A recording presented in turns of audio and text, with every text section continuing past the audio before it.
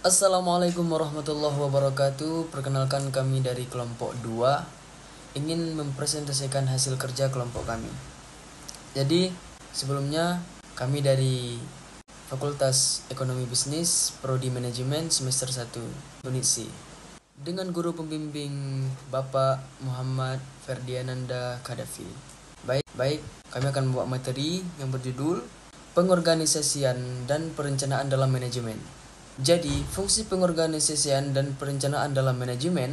Perencanaan adalah proses menentukan tujuan organisasi serta cara terbaik untuk mencapai tujuan tersebut.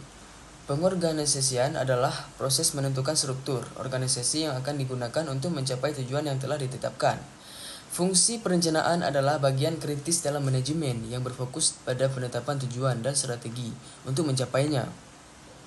Dalam konteks perencanaan perusahaan, berikut adalah analisis singkat, kelemahan umum dan langkah-langkah untuk membuat perencanaan proyek lebih efisien, terutama dalam mengatasi masalah manajemen waktu dan prioritas proyek.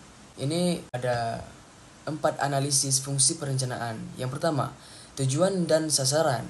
Apa itu tujuan dan sasaran? Yaitu menentukan hasil yang ingin dicapai dalam jangka waktu tertentu. Yang kedua, strategi. Apa itu strategi? Menyusun langkah-langkah dan metode untuk mencapai tujuan. Dan yang ketiga, sumber daya. Apa itu sumber daya? Sumber daya adalah mengalokasikan sumber daya yang diperlukan untuk tenaga kerja, waktu, dan anggaran. Dan yang keempat, evaluasi. Apa itu evaluasi? Evaluasi adalah menilai kinerja untuk memastikan apakah hasilnya sesuai dengan yang direncanakan.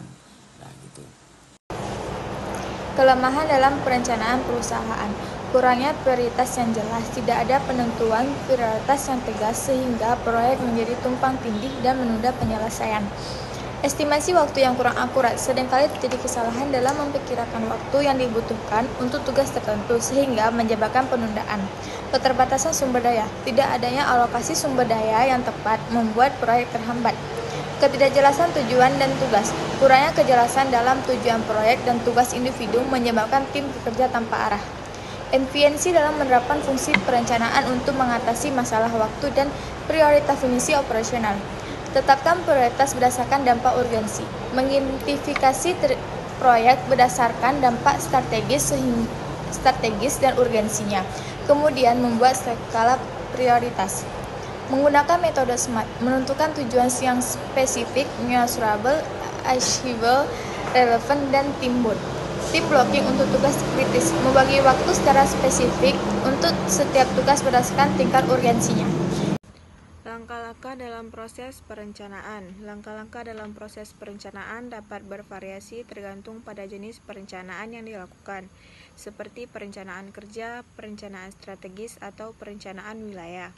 1. Perencanaan kerja. Tentukan target, tugas, anggaran, dan waktu. Pilih pemimpin tim. Atur secara logis, buat rencana cadangan dan evaluasi. 2. Perencanaan strategis. Tentukan posisi strategis, prioritaskan tujuan, buat rencana strategis, jalankan dan kelola rencana, tinjau dan revisi rencana. Yang ketiga, perencanaan wilayah. Tentukan tujuan, ramaikan yang akan terjadi di masa depan, perkirakan masalah yang muncul, dan tentukan lokasi untuk melaksanakan kegiatan. Secara umum, proses perencanaan dapat diartikan sebagai proses intelektual untuk mencapai tujuan yang telah ditetapkan sebelumnya. Beberapa langkah umum dalam proses perencanaan adalah 1. Persiapan penyusunan. 2. Penyusunan rancangan awal. 3. Penyusunan rancangan.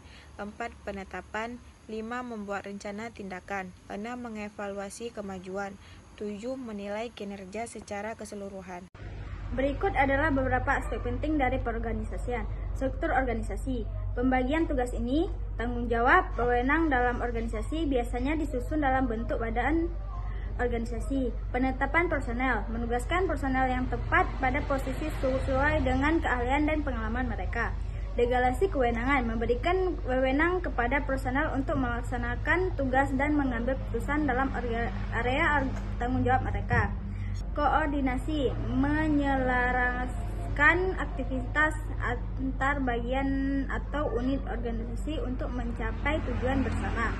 komunikasi, menyusun sistem komunikasi yang efektif untuk memastikan aliran informasi yang lancar antar personel dan bagian. Langkah-langkah dalam proses perorganisasian. Menentukan tujuan organisasi. Langkah pertama adalah mendefinisikan dan dengan jelas tujuan organisasi. Apa yang ingin dicapai oleh organisasi. Tujuan spesifik, struktur dapat dicapai, relevan dan terkait waktu.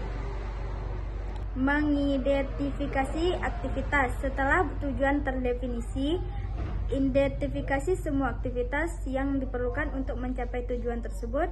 Aktivitas ini bisa dipecah menjadi tugas-tugas yang lebih kecil. Memilih dan menetapkan personel. Menetapkan personel yang tepat untuk setiap aktivitas atau tugas. Pertimbangan keahlian, pengalaman dan minat mereka. Delegasi kewenangan.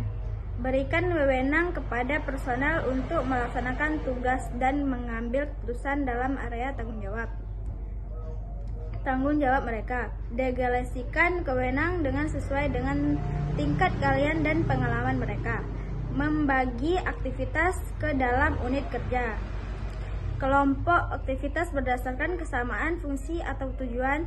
Misalnya, aktivitas produksi, pemasaran, keuangan, dan sumber daya manusia dapat dikelompokkan menjadi departemen yang terpisah. Menentukan struktur organisasi. Berikut struktur organisasi yang menunjukkan hubungan antar bagian peran, bertanggung jawab, dan wewenang. Struktur ini dapat berubah hierarki, matriks fungsional, atau jaringan. Koordinasi dan komunikasi. Pastikan bahwa aktivitas antar unit atau bagian terkoordinasi dengan baik. Sediakan mekanisme komunikasi dan kolaborasi yang efektif untuk memastikan semua.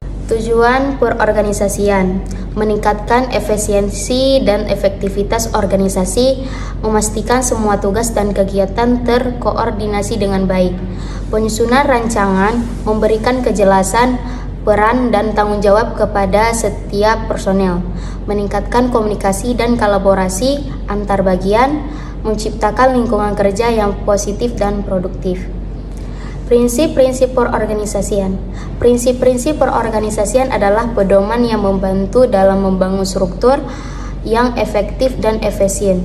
Prinsip-prinsip ini membantu dalam menciptakan kejelasan peran, tanggung jawab, dan wewenang sehingga organisasi dapat mencapai tujuan dengan optimal. Kesimpulan: perorganisasian adalah proses untuk menentukan struktur organisasi yang akan digunakan untuk mencapai tujuan yang telah ditetapkan, sedangkan perencanaan menunjukkan cara dan perkiraan bagaimana menggunakan sumber daya untuk mencapai efektivitas paling tinggi. Demikian pembahasan materi dari kami. Mohon maaf segala kekurangan. Kami ucapkan terima kasih.